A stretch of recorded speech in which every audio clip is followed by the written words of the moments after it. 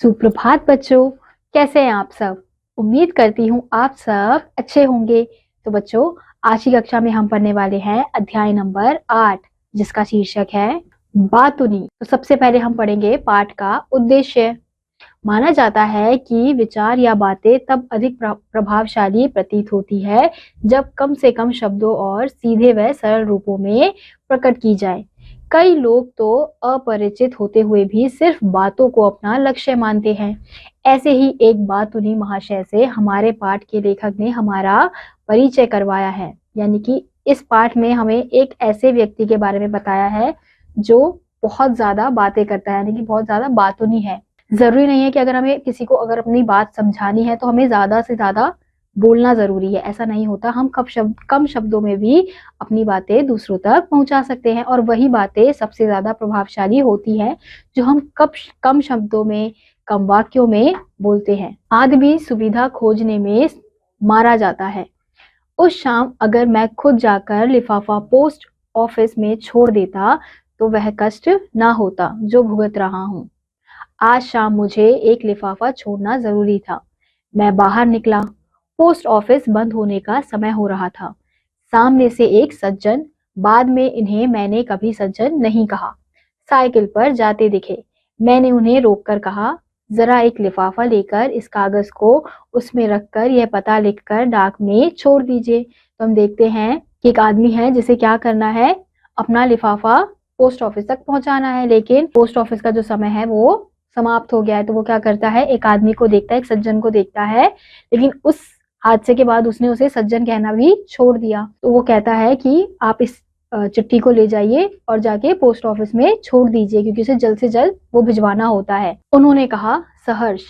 बस उनके सहर्ष ने मेरा हर्ष तभी से जो छीना है वह तो आज तक वापस नहीं मिला। यानी कि उस आदमी ने बोल दिया कि हाँ ठीक है, मैं कर दूंगा। दूसरे दिन वह दिख गए। तो मैंने पूछा, वह चिट्ठी डाल दी थी? आप बताइए, इसका जवाब ज्यादा से ज्यादा कितना लंबा हो सकता है? यही कीजिए। हाँ साहब, मैंने आपकी चिट्ठी टिकट लगाकर और पता लिखकर पोस्ट ऑफिस के लाल लेटर बॉक्स में छोड़ दी थी। बस इससे ज्यादा तो नहीं हो सकता। पर उन्होंने यह जवाब दिया। मैं पोस्ट ऑफिस पहुंचा साहब, क्या देखता हूँ कि पोस्ट ऑफिस बंद हो चुका है। अब मैं बड़ा परेशान। मैं कहूँ कि करूँ तो क्या करूँ? आपकी चिट्ठी जरूरी है। आपने पहली बार तो कोई काम बताया। इतने दिनों से आप यहाँ रहते हैं, पर सेवा का कोई मौका ही नहीं मिला था। मैंने कहा, चाहे आकाश टूट जाए और पृथ्वी फट पड़े, पर आपका लिफाफा जरूर डालूंगा। तो साहब, मैं बाहर निकला। अब मैं कहूँ कि जाऊं तो कहाँ जाऊं? इतने में साहब मेरी नजर पड़ी सहानी मेडिकल स्टोर पर। वहां सहानी बैठा था। मैं वहां गया। सहानी मेरा कई साल से दोस्त है। आप नहीं जानते, उसके पिता मेरे पिता के बड़े अच्छे दोस्त थे। बाद में उसके पिता को एक दिन दिल का दौरा पड़ा और वह घंटे भर में ही मर गए। यह साहब आजकल दिल की बीमारी का भी बड़ा फैशन चल पड़ा है। तो मैंने कहा, यार सहानी लिफाफा दे। उसने कहा, लिफाफा तो नहीं है, टिकट है। मैंने कहा, ला टिकट ही दे।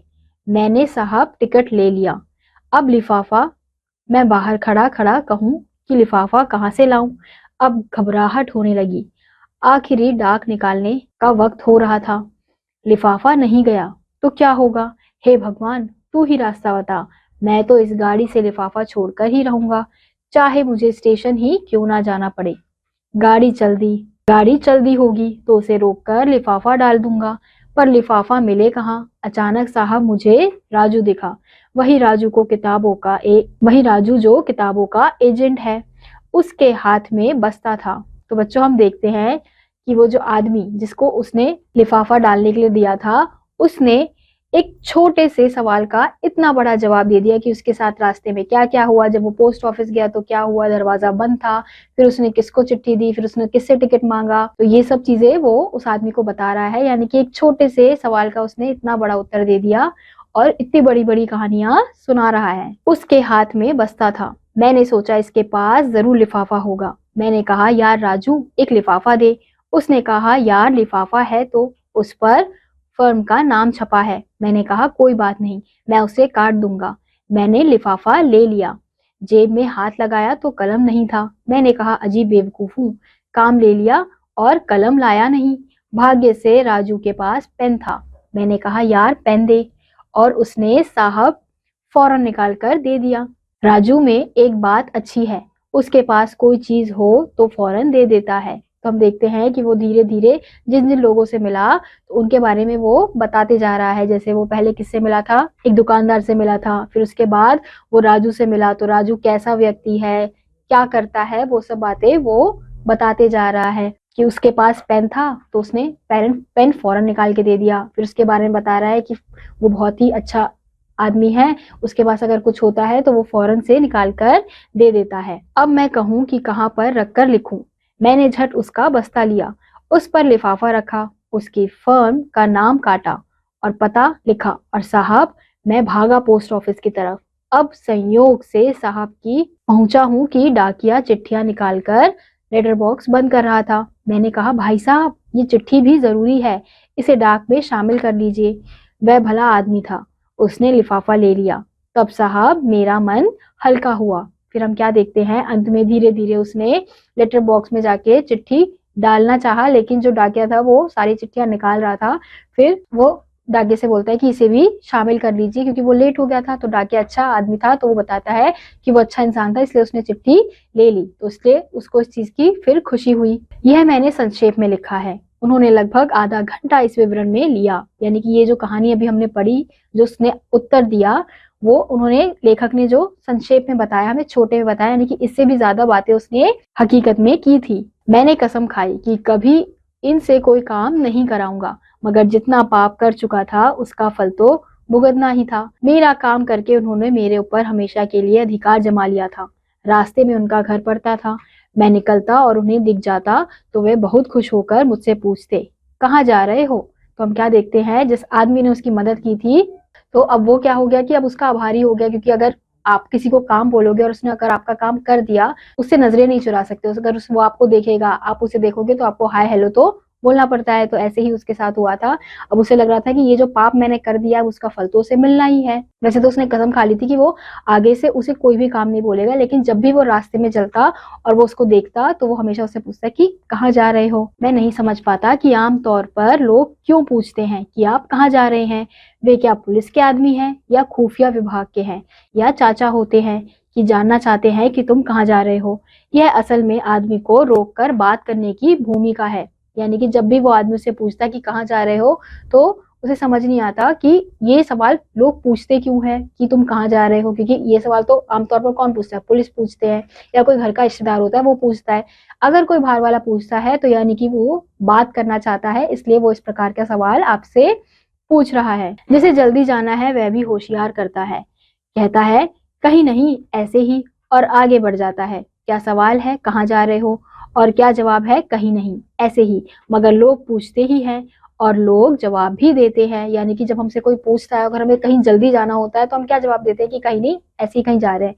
तो क्योंकि हमें जल्दी जाना होता है, तो सामने वाले ने क्या पूछा, कहाँ जा रहे हो, तो हमने उसका उत्तर तो नहीं दिया, उसकी जगह हम क्या उत्तर देते हैं कि कहीं नहीं, ऐसे ही। मैं जब रुक जाता और कहता यूं ही जरा सिविल सर्जन से मिलने जा रहा हूँ, बस वे मुझे पकड़ लेते। अच्छा, डॉक्टर गुप्ता से? वे हमारे चाचा के बड़े अच्छे दोस्त थे। नागपुर में आसपास बंगला था। हमारे घर आते तो मुझे गोद में लेकर खिलाते थे। मिलते हैं तो कहते हैं क्यों बेटा भूल गए, घर नहीं आते हो। फिर हम क्या देखते हैं कि जब वो उत्तर देता है कि वो कहाँ जा रहा है, सिविल सर्जन के पास, तो वो उसके बारे में भी बातें करने लग जाता है कि अरे वो तो मेरे जान पहचान के हैं, वो मेरे चाचा के बड़े अच्छे दोस्त थे। जब वो छोटा था तो उसको वो गोदी में खिलाते थे, और जब वो बड़ा हो गया तो उसे पूछते थे क्यों बेटा हमें भूल गए। 10-15 मिनट तक डॉक्टर गुप्ता से अपने पारिवारिक संबंध बताते। कभी मैं कहता प्रोफेसर तिवारी जी से मिलने जा रहा हूँ, वे कहते अच्छा अच्छा तिवारी जी से मिलने। हमारे फादर इन लॉ ससुर के वे बड़े पुराने दोस्त हैं, दोनों साथ साथ पढ़ते थे। अभी भी वे हमारे प्रति प्रेम भाव रखते हैं। कभी मिल जाते हैं तो कहते हैं कभी घर आओ। तो यानी कि फिर हम क्या देखते हैं, जब वो कहता है कि उसे प्रोफेसर तिवारी जी के पास जाना है तो उसके बारे में भी वो आदमी बात करने लगता है कि अरे ये भी मेरे जान पहचान के हैं, इन्हें भी मैं जानता हूँ। फिर मैं किसी का भी नाम लेता वह उनके चाचा, मामा, ससुरिया, पिता का दोस्त निकल आता, और वह 10-15 मिनट उनसे संबंधों के बारे में बताते। मैं एक दिन कहूंगा डाकू जालिम सिंह से मिलने जा रहा हूँ। तब वे शायद कहेंगे, अच्छा वे तो मेरे पिता के अच्छे दोस्त थे, दोनों साथ ही डाका डाला करते थे। जालिम सिंह ने तो मुझे गोद में खिलाया है। फिर हम क्या देखते हैं कि वो आदमी सोचता है कि मैं किसी का भी अगर नाम लेता हूँ तो वो तो इनका कुछ ना कुछ रिश्तेदार का जान पहचान मिल जाता है।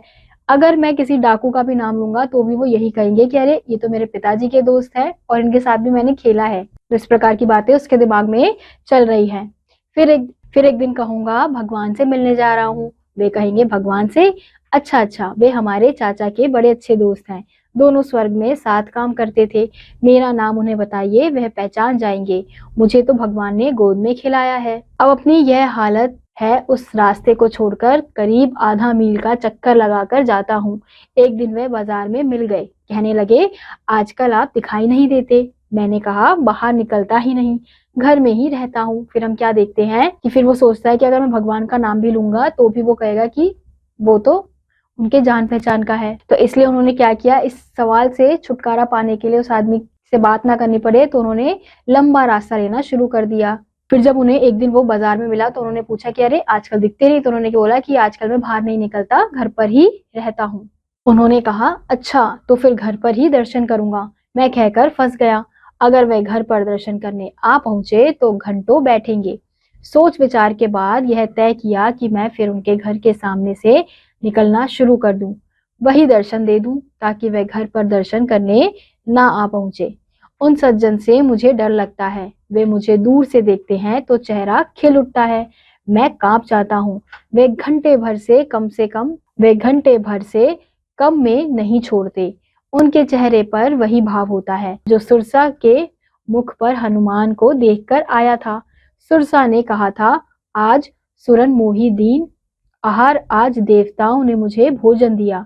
ये सज्जन भी किसी परिचित को देखकर मन ही मन कहते हैं, आज सुरन मोही दीन आहार। वे पास आकर हाथ पकड़ लेंगे और एक पांव से आपका पांव दबा लेंगे और मुंह मिलाकर घंटे भर बकते जाएंगे।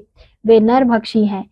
हमने उनका नाम मैनिएटर ऑफ चंपावत रख दिया है और राह देख रहे हैं कि कोई कर्नल इस कार्बेट पैदा होगा जो उनसे हमारी रक्षा करेगा। फिर हम क्या देखते हैं कि अंत में जब वो सोचते हैं कि मैं इन्हें ये बोलूंगा कि मैं घर से निकलता ही नहीं, तो वो आदमी क्या बोलता है कि अच्छा ठीक है मैं घर पे ही मिलने आ जाता हूँ। तो वो डर जाते हैं कि अगर मैंने इनको घर पे बुला लिया तो ये तो घंटे से पहले छोड़ेंगे नहीं। तो इसलिए वो सोचते हैं कि दोबारा उनके रास्ते से चलना शुरू कर देता हूँ, ताकि घंटे से अच्छा वो जो 15 मिनट 10-15 मिनट लेते हैं वही सही है। फिर हम क्या देखते हैं कि उन्हें उन आदमी से डर लगता है। क्यों? क्योंकि वो रोक लेते हैं और फिर अपनी बातें बताना शुरू कर देते हैं। अगर किसी को जल्दी जाना है तो उन्हें रुककर उनकी बातें सुननी पड़ती है। तो ये जो है ये कैसे शुरू हुआ, एक चिट्ठी डालने की प्रक्रिया से शुरू हुआ, क्योंकि उन्होंने एक मदद उनसे मांगी थी और उन्होंने मदद कर दी, तो इसलिए उनको उनकी बातें आज तक सुननी पड़ती है। बच्चों, आपकी जिंदगी में भी कोई ऐसा व्यक्ति होगा जो आपसे इस प्रकार की बातें करता होगा, आप उससे कुछ सवाल करते हैं, वो इतना बड़ा उत्तर देता है। तो हमें कम शब्दों में बातें करनी चाहिए, क्योंकि अगर हम इस प्रकार से बातें करेंगे कि हम ज्यादा से ज्यादा शब्दों में बातें कर रहे हैं तो सामने वाला हमसे कटने लग जाएगा, यानी कि वो हमसे दूर होने लग जाएगा। तो इसलिए हमें अपनी बातों को प्रभावशील पूर्ण से कम शब्दों में, कम वाक्यों में बोलनी चाहिए। तो इसी के साथ बच्चों आज का यह अध्याय यहीं समाप्त होता है। उम्मीद करती हूँ आपको यह अध्याय समझ आया होगा। मैं आपसे मिलूंगी अगली कक्षा में, तब तक के लिए नमस्कार।